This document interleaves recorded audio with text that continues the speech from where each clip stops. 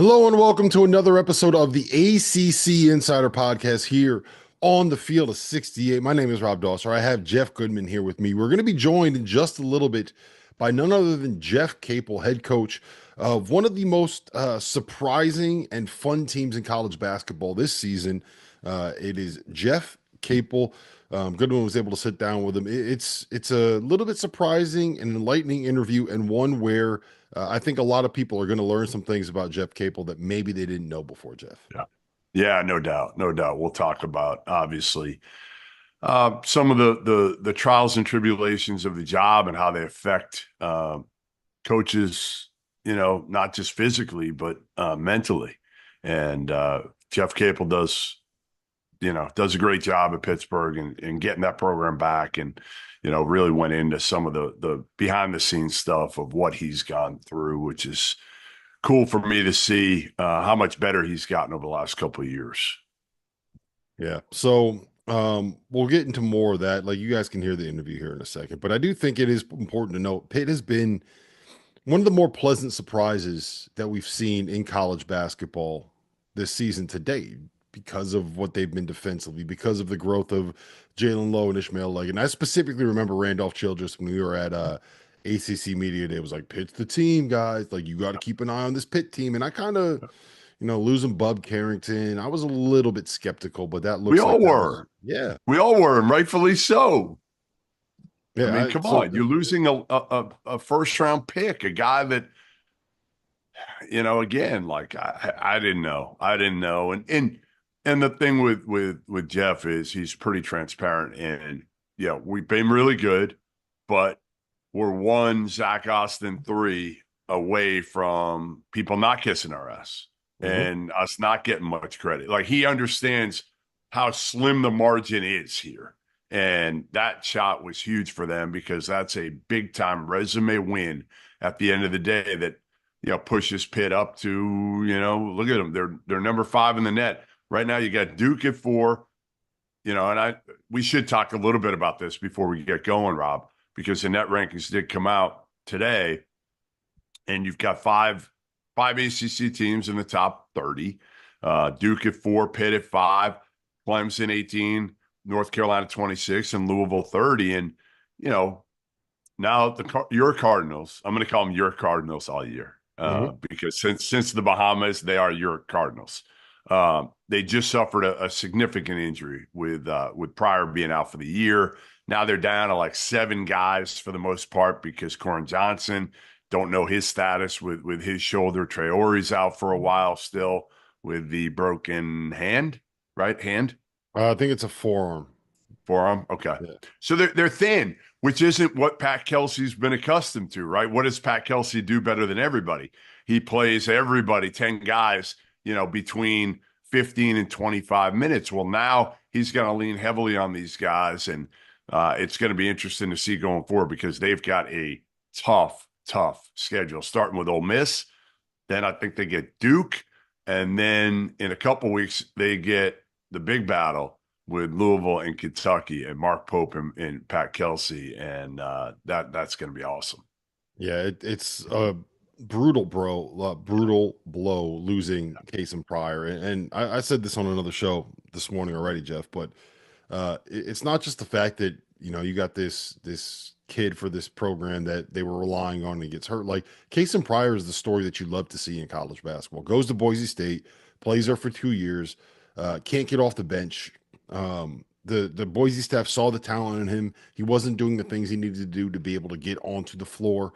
Bets on himself, goes to junior college, goes to South Florida, ends up averaging 13 and a half points at South Florida. They win the AAC, and he ends up getting the chance to go play for a program like Louisville. A dream scenario for him that gets blown up Yeah. 3 weeks into the season. It sucks.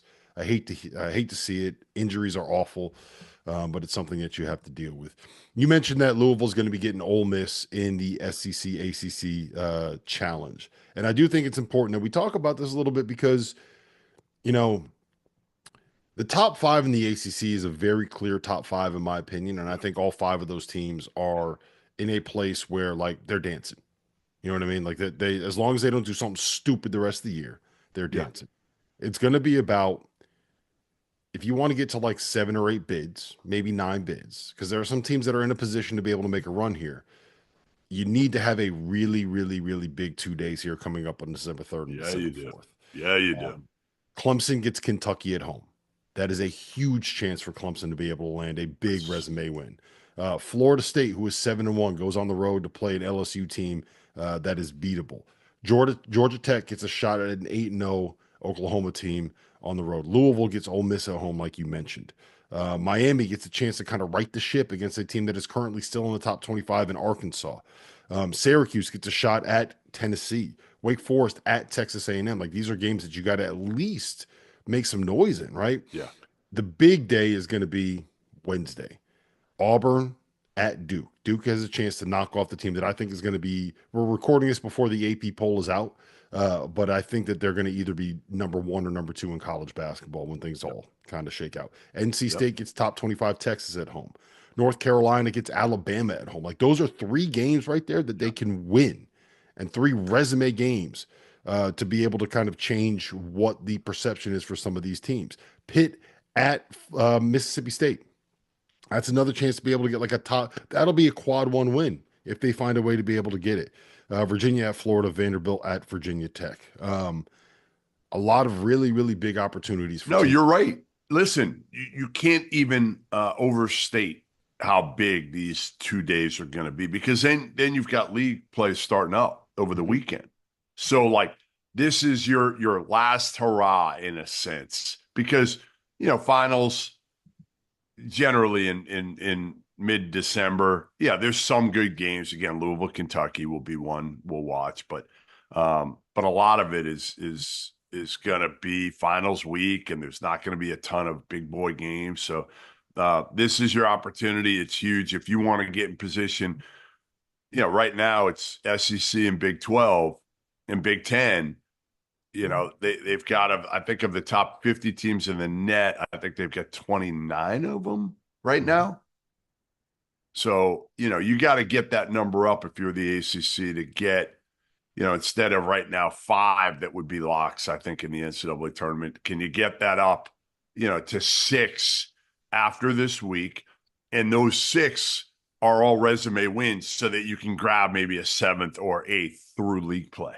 Yep, that's what's going to have to happen. And the ones that I'm kind of keeping my eye on here, most specifically, are Yeah. going to be Florida State. I don't know quite what to make of them now. They're 7-1. They haven't really landed the kind of win that would make you say, okay, that's Yep. a 7-1 that you would expect. But they're top 60 in Ken Palm right now, which includes a lot of last Yeah. season's elements still in that ranking. And Florida State was not very good last season. So the fact that they're that high right now with 7-1 makes me think that there's reason to be bullish. I'm still in on NC State.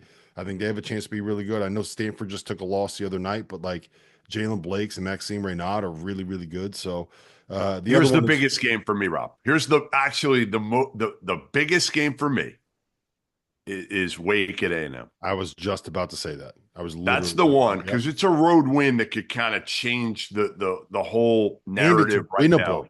And it's winnable. Like Correct. I just saw Syracuse, A&M. Right. Syracuse at Tech at Yeah. Tennessee, Tough, that would be tough a one. massive Yeah. win. Not Like gonna happen. Tennessee's Not gonna awesome. happen. Tennessee's Right. awesome, guys. Like Right. Tennessee's like a top 3 team in America right now. Right. So yes, if Syracuse can get that enormous win, that's a Yeah. huge ask to kind of put on them. No, For Wake Wake can Forest, beat A&M. mhm, Listen, A&M's got 2 guards for those watching here in Wade Taylor and Phelps. I just saw them play 3 times out in Vegas. Now they could go for 50 or they could go for 15, and you don't know what you're going to get. So I think this is a big one for Steve Forbes and Wake, because if you can get that one, now you're probably firmly in the conversation as an NCAA tournament team, and your numbers would support that. yeah, they haven't done anything so far that would Right. make you say they aren't. And that win over Michigan is going to end up looking really, really good as things Agreed. kind of That's right. end up playing out here. A loss Yep. at Xavier, quad 1 loss. You lose to Florida on a neutral. Like Florida is a top 10 team right now in all of the metrics. So like it is Yep. what it is. Big win, big opportunity for them right here, right now. But listen, that was enough of us sitting here rambling. Let's get into that interview now. Jeff Capel sat down with Jeff Goodman to talk through the start of Pitt's season and some of the difficulties that happen when you are a coach at this level. All right, now pleased to be joined in the ACC Insider podcast, none other than Pittsburgh head coach Jeff Capel. And Cape, 7-1. The net rankings came out this morning. I know you were excited to see where you guys sat in the net rankings. Number 5 in the net rankings. I mean, I don't know how much value we could put in them on December 2nd or whatever we're at right now, but better to be 5 than 105. Yeah, well, this is my first time hearing that. So I appreciate you letting me know. You're right, it is December 2nd. But we're excited about where we are. We made a conscious effort with everything that we heard at the end of last season when we thought we should have been a tournament team about our strength of schedule non-conference. So we tried to upgrade that this year. I think we have done that. So far, we have a challenging schedule left as far as the non-conference is concerned. But our guys have done a really, really good job. We've, like everyone, we've dealt with adversity. We had a major guy go out that got hurt that's going to be out for a little bit. But to be able to go on the road and to beat a really good team, I think Ohio State's a really good team, and to hang in there and to just make one more big play at the end of the game than them. I like where we are. I really like my team. I've liked them since the summer. I thought we could be good, and hopefully we can continue to be a good basketball team. I remember a year ago, before the season, you and I talked, and you were like, all right, I got these 2 freshman guards. I think they're going to be really good, but it's going to take some time. And I'm looking at you, and I'm like, dude, you're going to go in with 2 freshman guards right now when everybody else is playing, COVID kids and 23-year-olds. You're going to get your butt kicked. And they're really good. And Bub, obviously, it came a little bit quicker with him, but Jalen now has started to take that jump. And obviously, it's more opportunity as well for Jalen this season. But what can you say about that? And even rewind and kind of turn back the clock a little bit, Jeff. And when you did go in with those 2 freshman guards, were people telling you, like, you're crazy, just go get some transfers? Yeah, well, it's interesting because I really believed in them. Like, I thought they were really, really good, and I thought they were way better than whatever they were ranked coming out of high school. Top 100-ish, right? They were like top 100-ish. I think Bub in some was inside it. Most of them, he was right outside the top 100. Jalen was a top 100 guy in all of them. But I thought they were better, like way better than that. But we did try to get older guards. Like, we did. But we also had Dior Johnson still here. Yeah. And that didn't happen where his situation wasn't, kind of rectified as you would by the university until the end of August or September. And so one of the reasons why I think we didn't get an older guard in the portal was because of that and his reputation of being really good. And so when that didn't happen, we knew that those 2 guys were going to have to grow up very quickly. We also knew that there would be some growing pains. And like you mentioned, Bub's happened quicker. Jalen had an injury last year that happened in the summer, and it was a lower body injury. We never talked about it. We never disclosed it, but we knew that he would not be back to 100% from what the doctor said until around January. And if you really look at it, in January, when we inserted him into the starting lineup, he got healthy. That's when our season took off. But yeah, I heard it. I heard it, and I thought it. Like, man, like, right. We're going into these battles with these 2 babies. And it wasn't like, they were ranked McDonald's All-American guys. But, like, I believed in them. I thought they were really good, and they turned out to be really good. One of the things about this season is that, and certainly we didn't take it for granted, but last spring, when both Ish and Jalen told us that they would be returning, and then when we got Dame, I looked at it, okay, well, We have older guards now. Yeah. We're not going to have inexperience in the backcourt. And so it's another reason why I said, let's challenge ourselves a little bit more with this schedule. Because I thought that, again, with the experience we would have in the backcourt, we will be able to handle that. I think you've done a terrific job here. I tell everybody this, like a few years ago when you struggled, there were some off-court issues we won't talk about that you couldn't, like nothing you could do about, right? Like nothing, and took a step back. You thought you had it going in the right direction. You did at that point. And to get it back like that is not easy, especially, Pittsburgh's, listen, they've had some tradition, but it's not an easy job. We know that. What's been the key to that? Is it, again, you need a little bit of luck too, let's be honest. You do, because you can evaluate, you can develop, but you need to retain as well, right? You need to retain a guy like Jalen Lowe when other people probably will come after him and maybe give more money. Which already happened at the end of last year. I think the biggest thing, and it's been a shift with me and our staff with how we've recruited. And I really think the main thing, Jeff, and this is probably one of the biggest lessons that I've learned, I want guys that are grateful and appreciative to be here. Yeah. And as you get older, Jeff, as you get older, am I wrong? But you know what? Like, I think you talk about luck, but it's also, what you said is right, the retainment. And I thought one of the biggest things was 3 years ago, we were able to retain Jamarius Burton and Nike Sibande. Now, Nike was coming off of an ACL injury, so that would have been a little bit tougher for him to leave. But Jamarius came here and had a good first year, but we were a mess. Like it was a mess. And that's on me. I'm the head coach, so that's my responsibility. I brought these guys here. We were a mess. But we were able to keep JB, and that was huge. And then I thought one of the biggest things was getting Nelly Cummings. Because I remember when I went and did the home visit with he and his dad and his younger brother, but I remember the dad saying to me, we grew up here, we know this place, we know that program, we know where the spirit is of the program, and we feel like we can help bring that back. And then we got Blake Henson, and then we got Greg Elliott, and then we got Federico, and then we got the twins. And what we had was an influx of guys that were grateful and appreciative for the opportunity to be at the University of Pittsburgh, to wear this jersey and to represent this program. And what that did was that those guys allowed Jamarius Burton to be the leader that he is. He's been as good a leader as I've been around since I've been in the coaching. Wow. And they allowed him to kind of take control of the group. And we won. And because of that, Bob and Jalen committed before that season.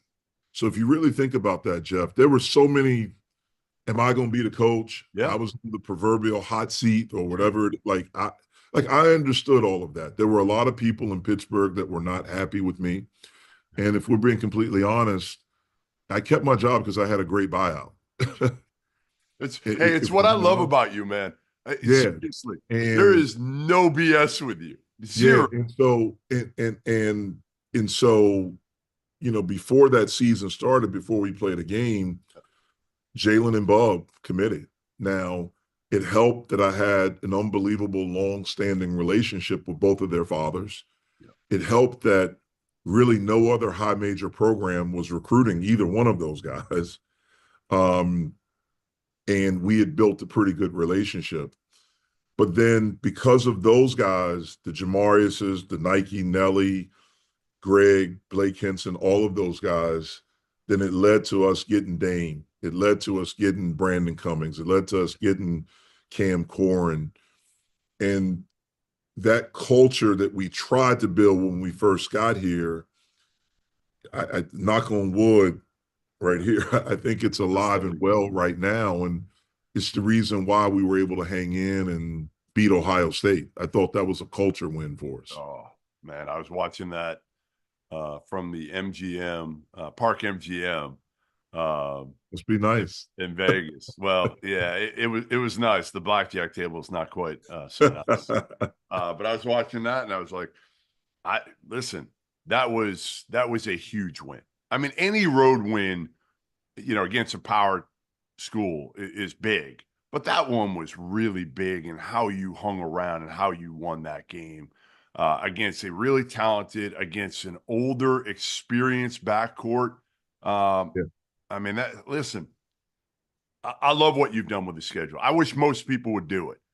Like, again, you know how I am. Like, I think it's good for the sport that we have games like that, right? And, to me, again, yeah, you lose to Wisconsin at Greenbrier. Big deal. Big deal. They're really good. Really you beat good. LSU. Yeah. Like so far, again, and you know where you're at now. That's the difference. If you play all those bye games early, it's kind of a false sense of where you're at. And as a coach, you don't know what you need to work on. Now you know, don't you? Yeah, I have a better idea of where we are and what we need to do. I mean, after we lost to Wisconsin, I walked in the locker room, they were all dejected. And the very first thing is that Ishmael Leggett, who's been an incredible leader for us this year, he says to the guys before I say anything, like, pick your head up. This is all part of the journey. We're fine. Which let me know right then that, okay, we're going to be okay. Yeah. And I told our guys, like, to me, this is when our season starts. Like, you don't really figure out who you are until you have some adversity. Yep. And we have it. Dame's going to be out for a while. We just lost. We got these true road games coming up, starting with Ohio State. Let's figure out where we are. I'm proud of you. We fought. We had a chance to win, but we came up short. And for us to go out and, like you said, just to hang around. I mean, I think Ohio State's really good. Yes. They have a great home court. I think Coach Diebler and the staff are doing a really good job. They made some unbelievable plays and shots in that game. But we just kept making plays, and we stayed close. And then we had a kid that probably was not on their scouting report, Papa Conte, that comes in and just completely changes the game with energy and gave us a jolt of energy that got us back in it. We got a lead, a 5-point lead, then we lost it. And then we just kept making plays, and we were fortunate to have the ball at the end and made a huge play. That was Zach Austin with a big time three. And the other thing, Jeff, about that, I'm sorry, the three was huge, but the fact that Jalen trusted him to make the play. No question. To me, that's, for me and for us as a staff, that's one of the biggest things, because it's one of the things we've been trying to get Jalen to understand. Yep. He and Ish, because they're our two best players. Yep. But they have to trust everyone else.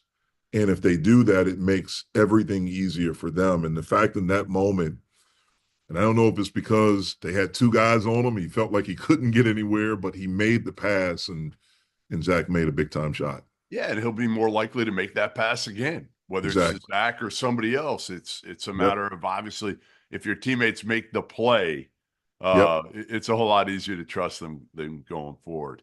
I want to talk about something personally a little bit, because you and I have known each other for, 25 years, right? Yeah.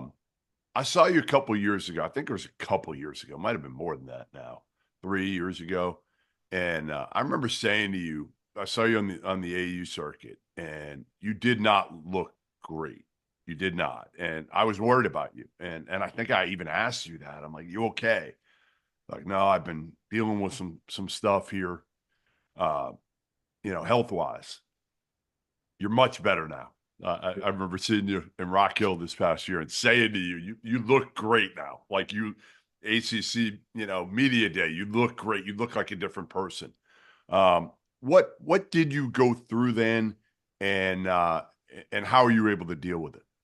Yeah, well, one of the things that ended my playing career back in the summer of 98, I was diagnosed with ulcerative colitis, which is an inflammatory bowel disease. And it's one of the things that ended my career. After my first year at Duke, back there working as an assistant, so the spring or summer of 2012, I had a really bad health scare. I almost died. I mean, it was touch and go.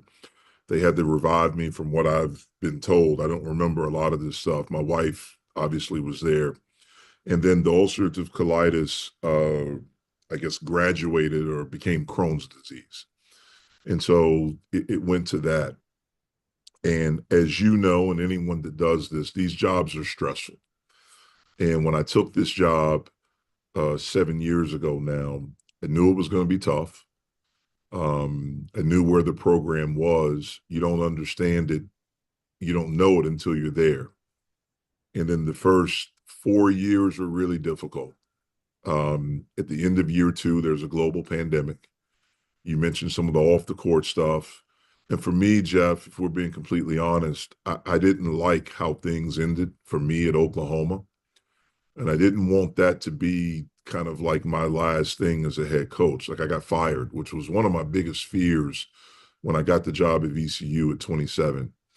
And I got fired under some controversy about an NCAA allegation. You know, it's 2024 now, so it's been 14 years. I would tell you now because the statute of limitations are gone. And I don't even know if that crap even matters anymore. It does not. I didn't know anything about it. And so even when I was there, when that was going on, I was trying to figure out like what, because for me, it's like my reputation, my name is on the line. And so when I got this job, like I really wanted to have success just to show myself I could still do it. Yeah. And I could do it, you know, at a high level. I got kids now. I want them to see it. I got a son. I want him to kind of see his dad be, somewhat good or whatever. And the first 4 years were really hard. And at the end of year 4, again, towards the end of that season, it became the games here at Pitt were really hard. There was booing, there was fire Capel chants. It was all this stuff, man. And I remember that season before games, I would be back in the back, in my little section. And I was just having this bad stomach cramps. I would be dry heaving, just dealing. Yeah, it was bad. And because of my condition at the end of each year or sometime in the summer, I have to go get, checkups and do different testing. And I remember, man, I've said this publicly, like after that season, once I realized I still was going to have my job, I started seeing a therapist. I needed to get myself straight. And I remember going into the year 5 with that group that you've heard me talk about, like, look, man, I believe in these guys. I think what we're doing is right. I'm just going to rock with it, man. We're just going to go forward. And if it doesn't happen, at least I know I've tried everything to do it the right way. And I remember, this, one of my best friends in the world is Chris Collins. And he was dealing with some of the same stuff job-wise. Yep. And we played them. And before the game, he said the same, like, you look great. I'm like, and I said, how are you doing? And we talked just about every day. And he was like, I'm going to try to do the best I can, and whatever happens, happens. And that kind of became my mindset.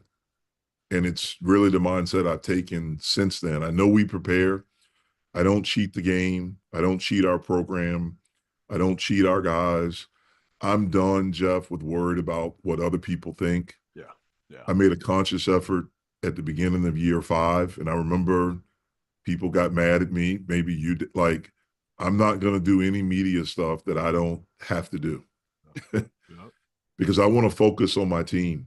I want to do. Yeah, I remember that. I actually do remember that. You had a big win early in the year, and I reached out to you, and you were like, I'm good. Yeah. I'm good. Not disrespectful, just like, hey, I remember later that year, we were good, and we had a bye, and it was sometime in February. And I thought that we should be a top 25 team, but we weren't. And I thought that because I'm not doing media stuff, that maybe that's hurting us. And I remember I was in Houston going to see Jalen Lowe. And I called Coach K, and I'm like, look, I need some advice. Like, I think we're really good, but I think I did this at the beginning of the year for my own mental health. Yeah. For my own sanity. I had to do this. Yep. And I said, but I think it's hurting my team. Like, should I do it now? Should I? And he gave me great advice. And I've kind of kept that since then. So this is rare, me doing this with you. right now. So, No, um, listen. You know this. We've known each other a long time. I think we had an issue at one point that we had to get past. You and I even nothing major, just probably was partially because of you being on the hot seat, and me calling it like I see it. And again, sometimes coaches react to that differently. I hate doing it. I don't enjoy doing it, especially with good people. Um, but yeah, like for me, I don't mind if you call it like you see it. Like I get that. Like I think, and you know me, I have so much respect for you guys, people in the media that do their jobs. But it's just, sometimes I think people forget that we are human. yep, And, you're right. people think because you make a lot of money that you're immune to having human feelings. Yes. And that you don't have, sometimes, like for me, I have a wife, I have a kid, I have kids, I have a mom that's still alive that's super protective. Oh, yeah. And some of the things that people say, write, talk about, do, They hurt. how it affects them. Yeah. And that's the part that's really, really hard in what we do. And people say, well, this is what you sign up for. Yeah, you understand that I've been in this since I was 16, man. I've been in the public. When I was a sophomore in high school, I was pretty good. In North Carolina, that's a big deal if you're good. They wrote an article about me talking trash. I talk too much on the court. So I tried to wear a mouthpiece the next game.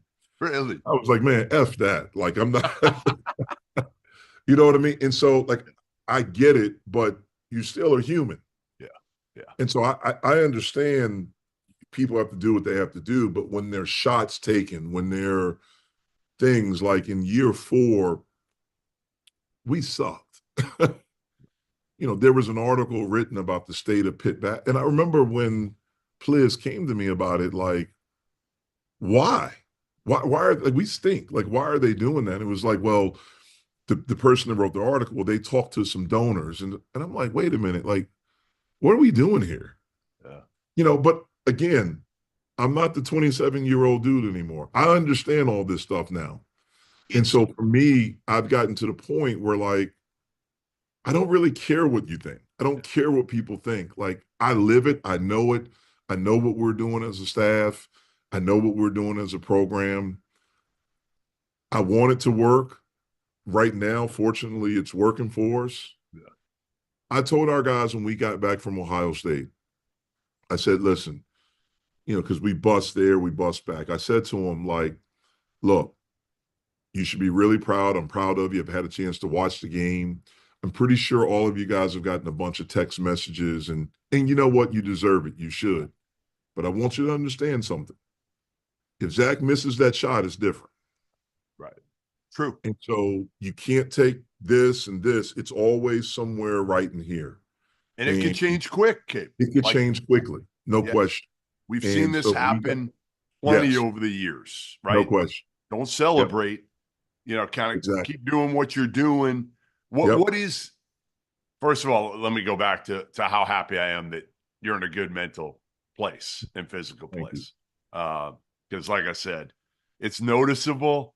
I'm glad you're able to kind of handle, some of those things that, again, yes, are a lot of them are unfair.